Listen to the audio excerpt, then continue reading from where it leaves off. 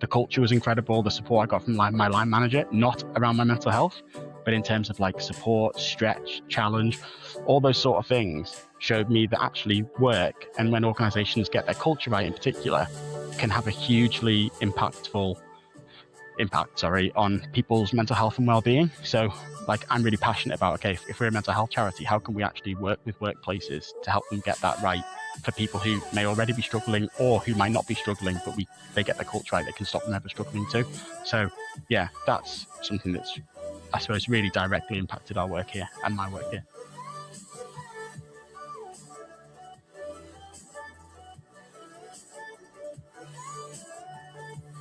Great. Really pleased to have Jonny on the Charity Changemakers podcast today. Thanks so much for joining us on the show. Yeah, you're very welcome. Thank you so much for having me. I have mega imposter syndrome, but I'm hoping I can do you justice. Oh, well, no, not at all. I think actually when we put a shout out on LinkedIn, you were recommended to us. So yeah, it's great to have you on the show.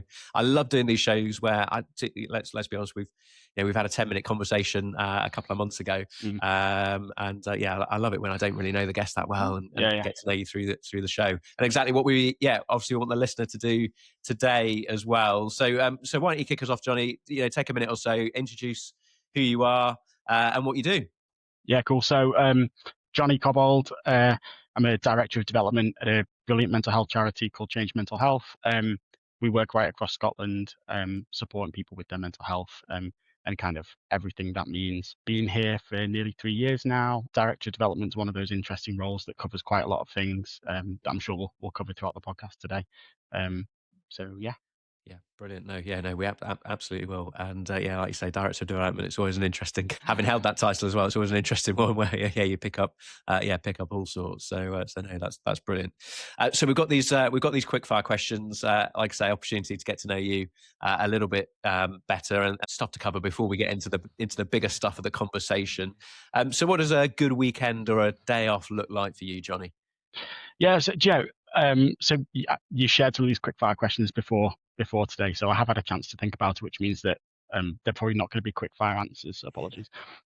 This is when I was thinking about this one, it was interesting because people often think that a good day off or a good weekend is going to be something that's like slow paced and relaxing, but I actually really, really struggle with that. So for me, the kind of best day off or the best weekend is when I'm busy doing stuff. Like I love a lie-in, but once I'm up and the day's got going, I absolutely cannot just sit on the sofa. I just can't do it. So it's, whether it's going to classes with the kids, taking them to gymnastics or going to B&Q or being sent to the tip to take, rubbish or whatever, or painting or anything like that is really great for me.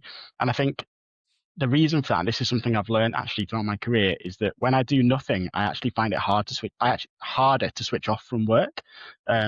If I'm doing nothing, my default in my brain is to go back to thinking about the stuff that I was doing yesterday in work. So keeping really, really busy for me is the best way to switch off and relax. So yeah. Great. No, that's really, really interesting. And I think maybe pockets of that might come out in the conversation that we have through the podcast as well. So on this same train then, what's something small that brings you a disproportionate amount of joy? So can I do two? Is that all right? Yeah, of course. Absolutely. So the first one, it's an unpopular one in my household, but it's Newcastle United. So I know I sound like a plastic scouser, but I was born in the Northeast, and I'm obsessed with football, obsessed with sport really, but Newcastle United is kind of, has been a huge part of my life. Massive football fan. And it's like, for me, it's a really, really important, actually non-negotiable, which is why it's unpopular, non-negotiable bit of weekly escapism. It's like one of the only times that I can sit down on the sofa and my brain not default to work. So yeah, I'm obsessed with football. And the other one, if anyone's seen it on my LinkedIn, I love fire pits. And like, to the point of sounding a bit dodgy, I absolutely just love fire. Yes, right, okay. Just like everything about them. The struggling to get them started because I'm a bit rubbish at that. Through to walking around the garden, collecting more sticks with my little lad. He's just sitting there watching the flames and, ending up thinking of myself as a philosopher whilst looking into them. I just love fires, love fire pits. There's just something, I don't know, something primal and relaxing about them. So those two things, football and fires, not football together. And fire. There you go, put it together. Yeah. Well, not together ideally. Yeah, well, no, that's right, indeed. And Newcastle probably haven't really been on fire that much this season, have they? No, we've been struggling, but yeah, weird season. You're a Sheffield United fan, aren't you? I did I some am, LinkedIn yeah, that's right, stalking. indeed. Yeah, Yeah, so I'm writing off this season as well. yeah, so it could always be worse. But yeah, no, we've not had a great season. I think there'll be lots of change in the summer. I think. Yes, yeah. Watch this space. Yeah, I Yeah, reckon so. that's I great. reckon so. Final question then. What's one thing? Well, final quick fire. Anyway, we're not doing the shortest podcast on record. What's one thing people always assume about your job that just isn't true? Yeah.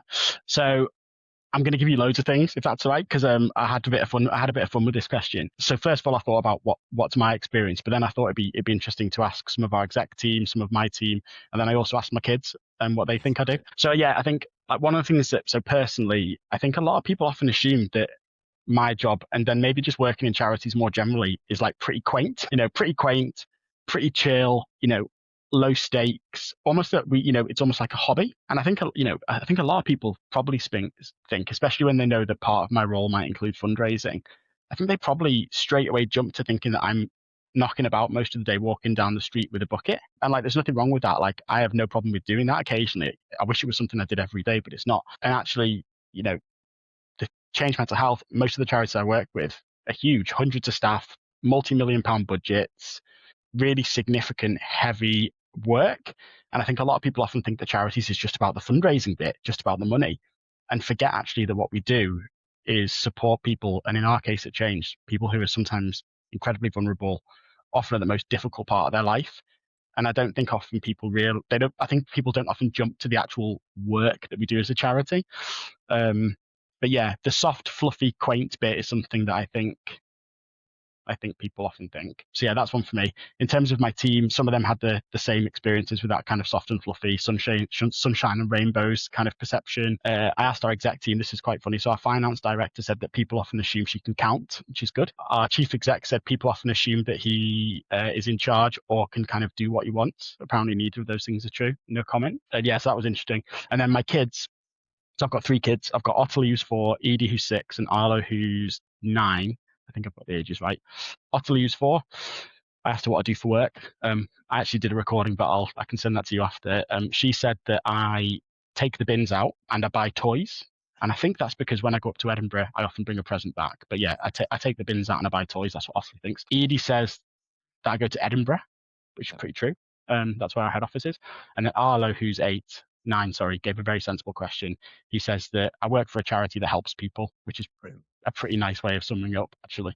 Yeah, that's right, indeed. Yeah, absolutely. It's amazing how astute children, children are, aren't they? Yeah, my son's just turned 10, and he was describing the other day. So what I do is just he finds people's jobs. Finds people's Great. jobs in the charity sector. Yeah, I was like, there you go. That's like right, in a nutshell, that's it, isn't it? Just like what I do is we work for a charity that helps people. So yeah, absolutely. Change the tagline on LinkedIn. There you go. Got it.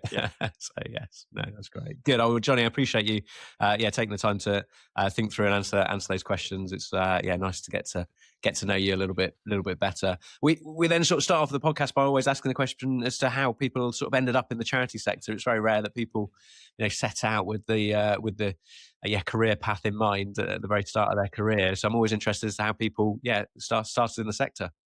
Yeah. So I don't think I'm unique in the story I'm going to tell, really. So I finished uni and I didn't really know what I wanted to do. I think right the way through uni, I'd planned to finish it and then do a PGCE and train to be a teacher.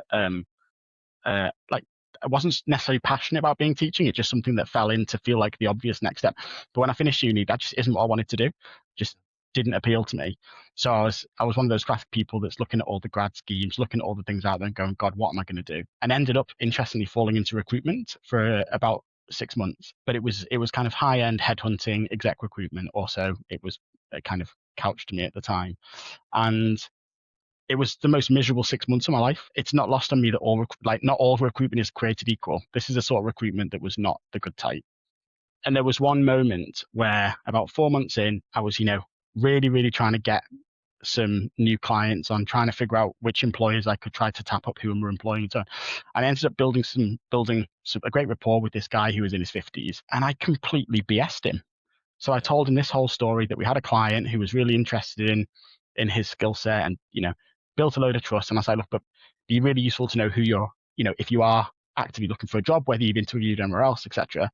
And it turns out he'd been interviewing with another really big organization. And I essentially mined this guy for that knowledge. We ended up getting the organization that he'd interviewed for as a client and putting a candidate who got the job that this guy was lined up for. Yeah. And I remember going home that night and I was in tears. Yeah. I was in tears. That is, and by the way, that is not, it's just not aligned with who I am. It's not aligned with my value set, not aligned with like, the way my mum and dad raised me. And I got home and I was like, I have just screwed over this dude for no other reason than money. Yeah. And I handed in my notice not long after. And I was like, that is not the world for me. By the way, Adam, I know that's not what you do. No, that's right, indeed. Yeah. I'll put a footnote in the show notes. This is not how charisma works. I know it definitely isn't. But this was 20 odd years ago now, and some recruitment consultancies did work in that way. And that was a really, my first job, and it was just such a powerful moment for me to go, right, that is like, I need to do a job that I care about, that does align with who I am, what's important to me, and that kind of thing. And I ended up getting a job with a charity called Teach First, big education charity in England at the time they expanded. And then kind of, I guess, started off as a bit of a generalist who was somewhat capable, good at getting stuff done, and then over time, like both there and then in subsequent roles, kind of got slightly more specialized in a range of different things at different points: project management, then business development, and then fundraising. And then I guess as I became more senior, I probably got slightly more generalist again. But I think the kind of thread for me has been, I've actually worked in charities since I was like 22, so almost all of my career now. Generally in ones that are either in education or with children and young people, and then latterly in mental health. And it feels actually with mental health and change mental health in particular that I've found an incredible fit, both in terms of like the organization itself, its culture and that kind of thing, but also, myself, I've got quite a lot of lived experience with my own mental health. I've had some significant struggles in the past, and I just, it feels right now there's a great fit between like the way that the organization works and also what really matters to me. Yeah, absolutely. And how do you find that, where you've got that real deep connection to the cause, and I guess, and that lived experience, and carrying that into a leadership role and carrying that into work every day? How does that work for you? Yeah, I don't know. Like, I don't want to overplay it. I don't think it makes a difference day by day, like in a very overt way. But I think it's a useful kind of like concrete rod that exists within you, that if you ever got any difficult decisions, you can go back to going, right, what actually matters, what's my value set, and so on. So I think it helps with that. I think the other thing is, the reason I also don't want to overplay it is that, everyone's mental health issues, big or small, complex or less complex, acute or whatever, are very, very different. And at Change Mental Health, we support people who've got very, very different, often like much more acute mental health issues than I've ever experienced. So I wouldn't want to overplay necessarily, but like, it is useful for me to have been able to, in my own little way, have experienced what it looks like when your mental health's in a really bad place. I think it does help me with a bit of empathy. I think I try to be as open as I can about that in a way that's useful for people. But again, without overplaying it, because there's nothing worse than if I was sitting down with someone who hears voices and I talk to them about when I was struggling with some really bad anxiety, that they're apples and oranges. Sure. Yeah, absolutely. But I think it does help. But only like maybe not. I don't want to overplay it. Yeah, indeed. But that empathy for the cause and obviously the organisation that you work for, like you say, that real value alignment clearly gives that motivation into the day to day work. Yeah, it does. Yeah. I think like one way it has really impacted me over the last year or so, and by the way, this is not me trying to pitch what we do, but like it is important actually, is one thing that our team's been looking at is how we expand some of our work into workplaces through training and various other bits and bobs. And the reason that's really important to me is because the period in time, the period in my life when I had a really bad mental health episode was just before I joined Change Mental Health. And to kind of like paint you a bit of a picture, what that looked like, and I hope you don't mind me sharing this, but like what that looked like was me having crippling anxiety that meant that when I wasn't on calls, my hands were shaking. I might occasionally be in tears. I'd be sat there in the evening like really struggling to know whether I wanted to go to work in the morning. There was one Sunday night when I spoke to my wife and said, look, do I need to call a doctor? And actually, like, I didn't join Change Mental Health as a service user. Yep. But there was like working at Change Mental Health was in itself incredibly rehabilitative. The culture was incredible. The support I got from my line manager, not around my mental health, but in terms of like support, stretch, challenge, all those sort of things showed me that actually work, and when organizations get their culture right in particular, can have a hugely impact on people's mental health and well-being. So like, I'm really passionate about, okay, if we're a mental health charity, how can we actually work with workplaces to help them get that right for people who may already be struggling or who might not be struggling, but if they get their culture right, they can stop them ever struggling too. So yeah, that's something that's, I suppose, really directly impacted our work here and my work here. Yeah, absolutely. And do you think, I mean, did you sort of feel a pressure to sort of, I guess, hide those mental health challenges, like the anxiety that you were struggling from in previous places? I think it's difficult, isn't it? You know, I'm not very like, I'm pretty hard on sleeve at the best of times. So I'm not very good at hiding those sorts of things. I guess like, as I've become more senior and more of a leader, I guess like there does come a responsibility about how and when you share things like this with people, because there's a really fine line between trying to stigma bust by being open. There's a very fine line between doing that, getting it right, but also oversharing to the point where people are uncomfortable, they feel burdened, they don't know what to do, and so on.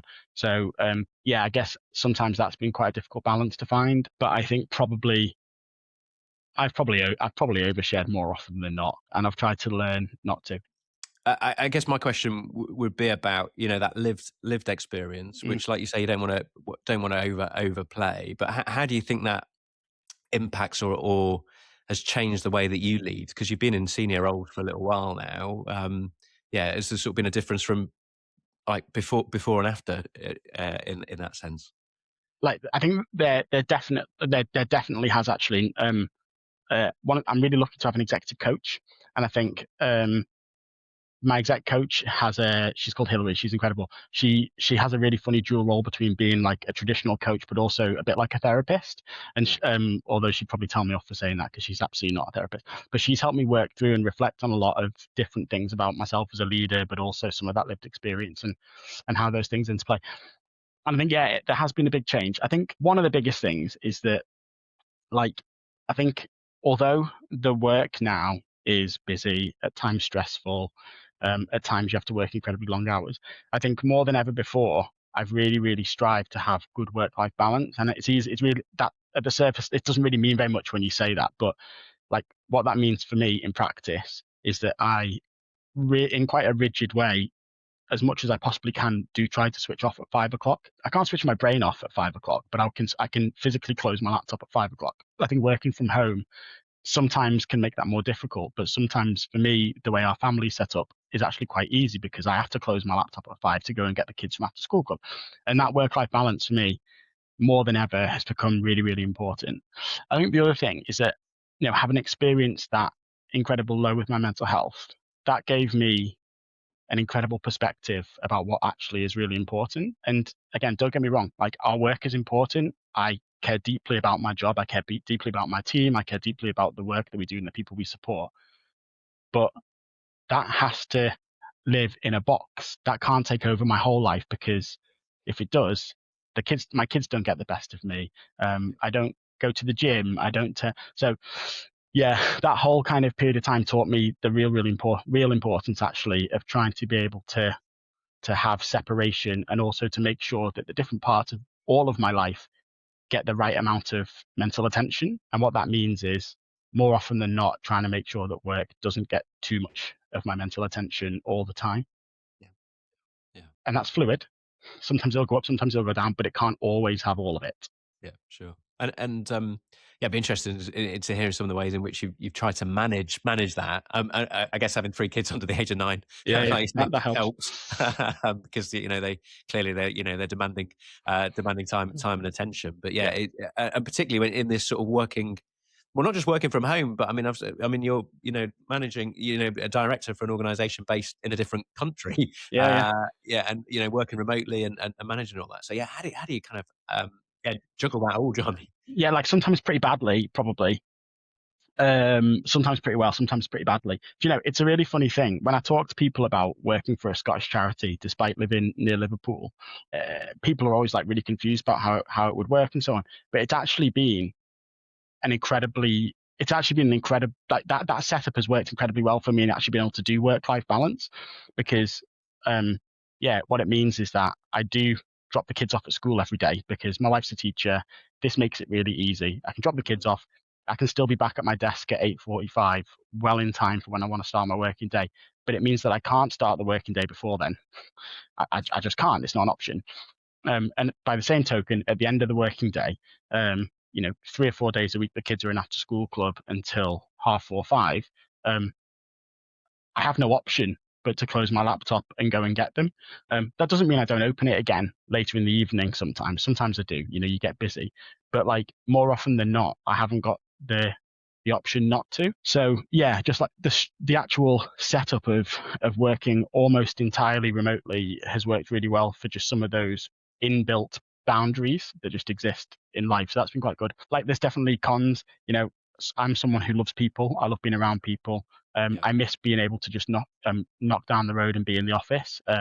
So when I do go up to Edinburgh, 2 or 3 times a month for a couple of days here and there, I absolutely love it. I love being around people, and I do sometimes miss it. Well, I miss it a lot, but I think the positives outweigh the benefits. And again, it's like one of those things that couldn't have worked pre-COVID. It just wouldn't have been a thing. But most of my team is spread all over the place across Scotland. Whether I lived in Edinburgh or not, I'd still be meeting them on Teams the vast majority of the time anyway. So The reality, yeah. so it works pretty well. And I guess one of the things you talked about with Change Mental Health was about its really strong culture. I guess more and more organisations are working in this remote way now. How do you instill that across a team that's spread, like you say, all over the place? What are the things that you did to make sure that you keep that positive team dynamic and culture across the organisation? Yeah, well, so I think there's a few different things there. So again, like I'm always really careful to not overplay my own skill here or my own strength. I don't think, I think I've got a wonderful team. I'm really lucky with who's in the team. And in many ways, my role as the leader in that team, I have some impact on the culture, but actually everyone else in the team has as much, probably significantly more impact than me on how the culture in our team operates. So I don't want to overplay kind of my influence there. I think the other thing to say is that kind of there isn't, culture is not it's not mono across the whole organization. It'll be different in every single different team. In some places in the organization it'll be better than other places or different. But I think for me, when I think about why I want the culture to be in my team and across Change Mental Health and how I think it is, it's kind of aspirational. The way that when we were thinking, we've just gone through the process of setting our income projections for the next year, and they're big and they're punchy. But what I want my team to think about when they see those projections and targets is like the big shiny light in front of them that's an amazing thing to target rather than a tiger that's chasing them.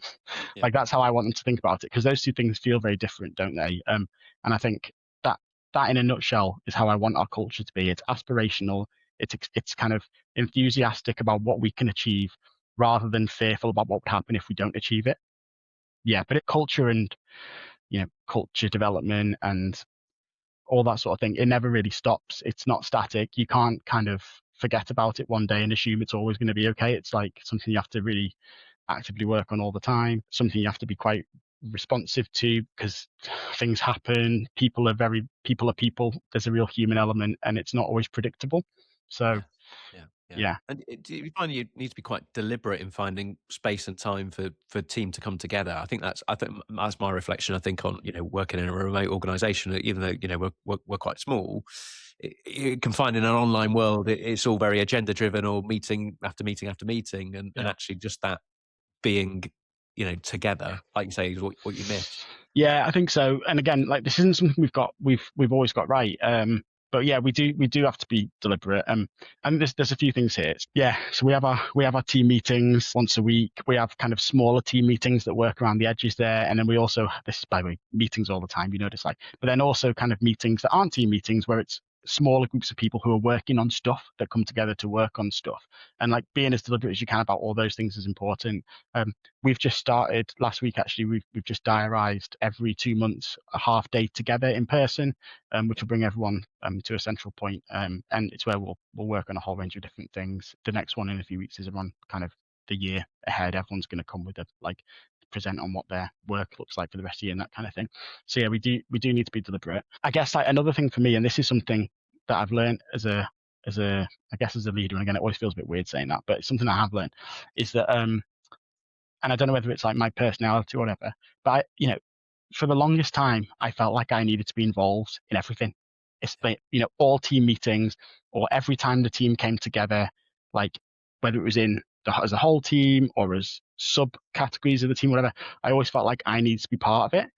And actually, I really don't. I really, really don't. Especially as our team is growing in both size and variety of work and all that sort of thing. It's not necessarily useful for me to be involved in everything, and actually stepping away and allowing those guys to work together to figure out how to problem solve how they work together without me telling them the solutions to their problems and all that sort of thing is really important. And yeah, it's not always easy to kind of have that kind of standoff approach. And is that something that you've just learned through experience, do you think, along the way? Or maybe it's something that Hillary's pointed to it's definitely something that Hillary and I have covered. Yeah. I think it's something that's come through experience. And I think, it's interesting because one of the things you do with coaching is that you dive into why is it that I feel like that? What is it personally that drives certain behaviors? And for me, there's a couple of things here. So in terms of why I would always want to be involved in stuff, okay, what's the reason there? Is it because I don't trust people? No, it's not. Is it because I feel like I need to show my value? Sometimes. Is it because actually there's a real need and there's a capacity squeeze and I do need to be involved? Sometimes it's that. There's a whole load of reasons why sometimes you might need to be involved. I guess the thing that I've come to learn is that you need to be really conscious about these sort of things, because there might be a period of time where we might be down a member of staff. We've not had a grants and trust manager for a couple of weeks, and that's meant that I do need to be quite hands-on with writing grant applications and responding to tenders and that kind of thing.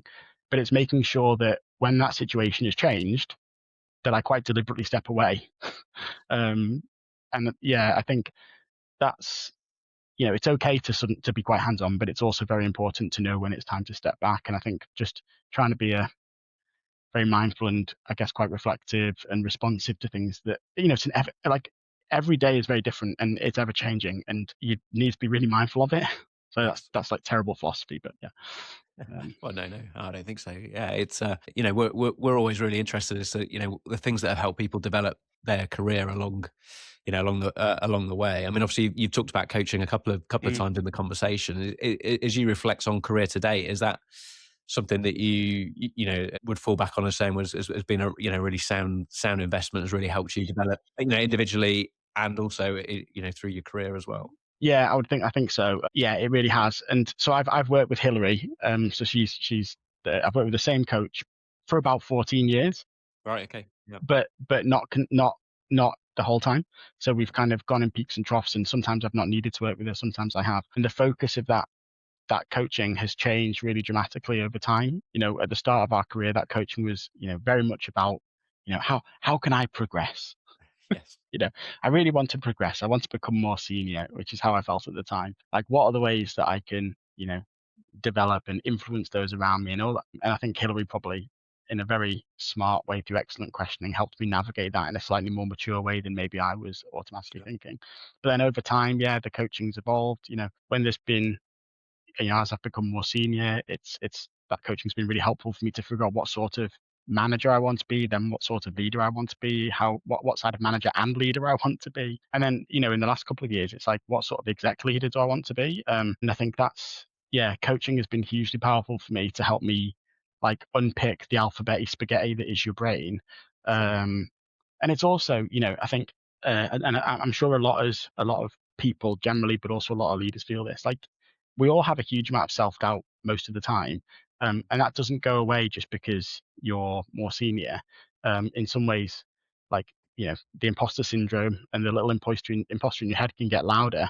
And coaching for me has been really, really helpful to, in a slightly slower paced way, unpick the alphabet spaghetti, kind of unpick the things that maybe I was questioning about decisions I'd made or things that I was struggling with. It's helped me to give myself a bit of grace more often than not. So yeah, I'm a huge advocate for it, but I think it probably, it almost certainly comes down to the quality of the coach, the relationship you've got, and also like your willingness to engage with a coach openly. Like, coaching is only useful if you give the right things into it and you offer Yeah. the right kind of thought and introspection. Yeah. Yeah. It's not You useful know. if you don't.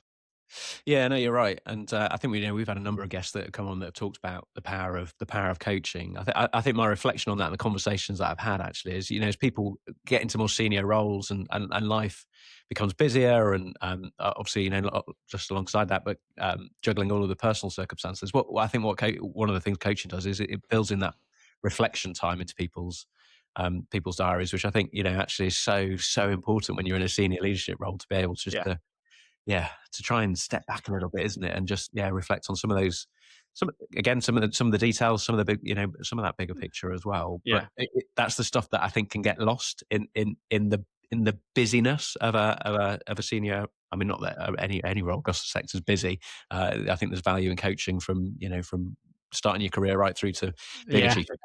Yeah, I think so.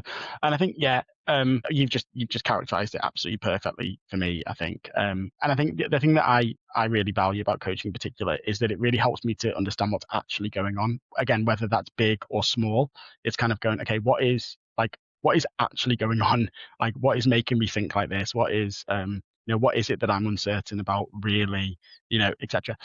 And it's not something that comes out through one coaching question. It's normally something that comes out 25, 30 minutes into a session, and it's often very unexpected, but almost always incredibly useful. But yeah, huge advocate for it. And Hillary Wilson in particular, wonderful coach. Yes, yeah, great. Okay, well, there's probably some googling going on as we as we speak. So no, that's great. It's good. Jonny, look, when people come on the podcast, always want to give them the opportunity, obviously, to talk about the charity, the work that the charity does, and ways in which it might be the first time that people are hearing about Change Mental Health, about ways in which they can get involved and support the work. Yeah.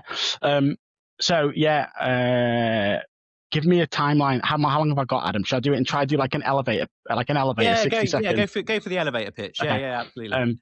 So Change Mental Health, we're a mental health charity, work just across Scotland, work with about 12,000 people a year, been around for 40 odd years, started life as the Scottish Schizophrenia Fellowship, which is very hard to say, Yes. then became Support in Mind Scotland. So for people that are in Scotland, Support in Mind Scotland is probably a name they're familiar with.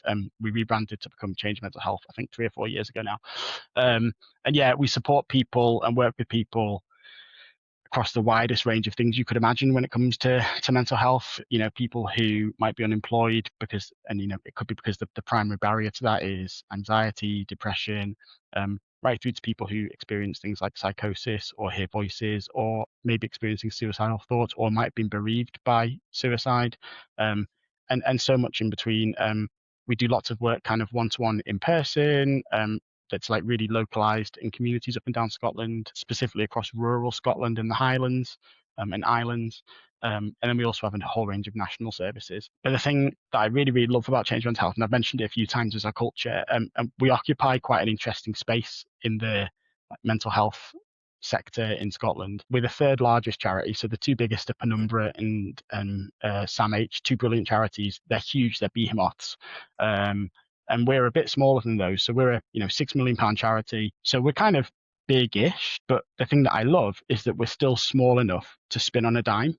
And like, we pride ourselves on being innovative and being the sort of organization who, when people approach us with an idea or approach us with a problem or a challenge, like, our first thought is to go, right, how can we say yes? Yeah. Like, our starting point is, how can we say yes? Is there a way we can do this? And there's just something that's really, really powerful about that. So yeah, we're really aspirational, not because we want to grow our size and income, but because there's such a huge need out there and we'd love to grow our impact. So brilliant charity to work for. I hope that we'll get bigger and bigger over the next couple of years. In terms of how people can work with us, there's a whole load of ways. Like if people in Scotland know of a need, if there's a huge need around mental health in their community, in their region that is not being met, tell us and we will see if there's a way that we can do something to support it. But then equally, we're really excited to be growing our income and fundraising and development kind of capacity as an organisation. I think we've grown over the last 4 or 5 years from a £3 million turnover charity to a £6 million turnover charity. So we're kind of growing and we're healthy, but that's without really having a really established kind of fundraising team, which we now have. So yeah, if people want to work with us to, if there's any corporates out there, any businesses that care deeply about mental health, we'd love to work with you. We've just become Edinburgh Airport's Charity Partner of the Year, which is very exciting. St Andrews University's Charity Partner just got announced this week. So we're getting better and better at that sort of thing. And then the final one, I know you're trying to stop me, but the final one is that we do, last year we launched workplace training and I'm really passionate about it. I think we must have delivered training to about 500 people last year in our first year. It's been incredibly successful. If any organization, large or small, any sector, if you think you and your staff could benefit from some mental health training of any kind, get in touch. We'd love to work with you. We don't want cost to be a barrier. Generally, we do charge people, but if there's a way that we can avoid that, we will try. Workplace training around mental health. If that appeals to you, get in touch with us. Perfect, and we'll make sure that there's some links through to the website in the show notes as well, so people can click through. Jonny, I'm also conscious as well that as part of the conversation, you've been really open and honest with us and shared some of the struggles that you've gone through. I'm conscious that a lot of our listeners today are going to be senior leaders in the charity sector. If there is someone who's maybe in a place that you were describing that you were in earlier in the conversation, whether it's that anxiety or struggles with mental health, and not knowing really where to turn, and bearing in mind, I guess our listeners are all over the UK. Is that would there be a recommendation or a place that you would, or person or organisation that they should turn to, or a good first step? Yeah, so I mean, I would always say, everyone's situation is different. Like for me, going to my GP was great, and that's not always easy for some people and so on. But like, it's a great starting point. If your mental health is at a point where you think actually you could do with some help, could do with talking to someone, see if you can get an appointment with your GP. They're incredible generally. So that would be my first starting point. And then, there's some other organizations. There's a brilliant organization called Hub of Hope that's actually based in Liverpool. They've got an incredibly they've got a brilliant directory of different mental health organizations across England. So if you're in England and Wales, I think that could be a great place to go. Change Mental Health have got a directory of places you can turn to as well. So yeah, have a Google. There's lots of charities out there that can point you in the right direction. But I guess on a personal level, and again, this won't be appropriate for everyone because if your mental health is at the point where it's quite acute, you should go to a GP. But if you're still at the point where you think actually maybe I want to try doing some things myself, like if you can take some time to think about what you at your best looks like, you at your healthiest looks like, and the things that you might be doing. So for me, that's okay. When I'm at my best physically and mentally, that's when I'm exercising regularly. It's when I'm getting out every day to take the dog for a walk, sometimes twice, and having some fresh air. It's when I'm having a fire pit. It's when I'm closing my laptop at 5:00. So like going through the process of thinking about, okay, what is my life like when I'm well, when I'm happy? And then thinking, okay, are there any of those things that I could do? And again, that won't work for everyone. If you're not in a great place, it's not always easy to make those sensible, pragmatic decisions. But like it can sometimes be a good place to start for some people. Jonny, thank you. I appreciate you sharing that really helpful insight. And I thought it was an important question to ask in what we've covered. And again, I'm really grateful for the openness that you've come into this conversation with. If we can finish off with a question for you, just so as you reflect on your career to date, what's one lesson that you've learned the hard way that shaped the leader that you are today? Well, I think it shaped the leader that I want to try and continue to become.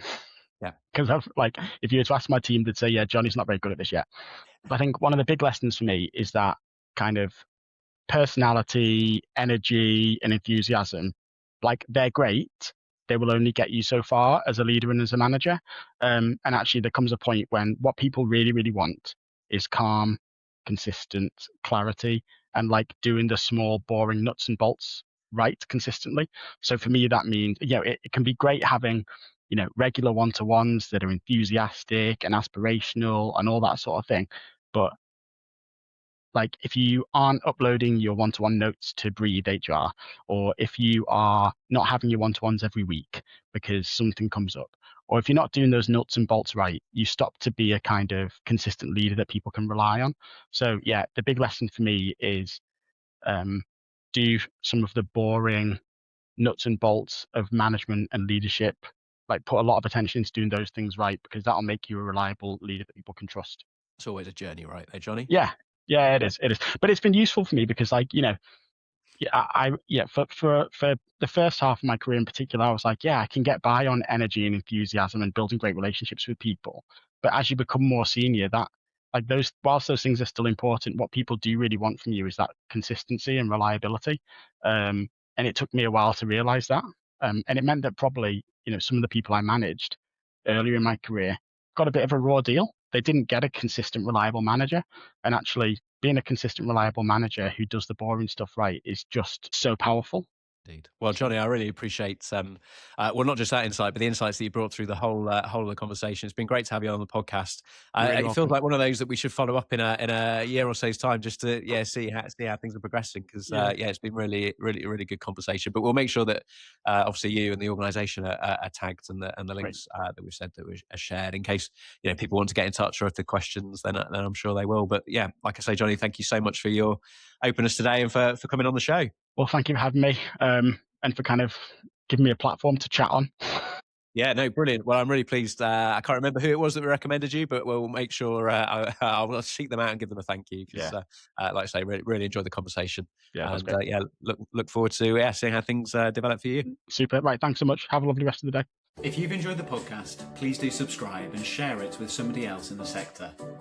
If hearing about the career journey in this episode has inspired you, I've put together a bunch of practical resources to help you land your next ideal role in the charity sector, including support on how to put together a CV and cover letter that will really work for you. You can join for free at the Charity Careers Network, a growing community full of advice, tools and honest conversations about charity careers.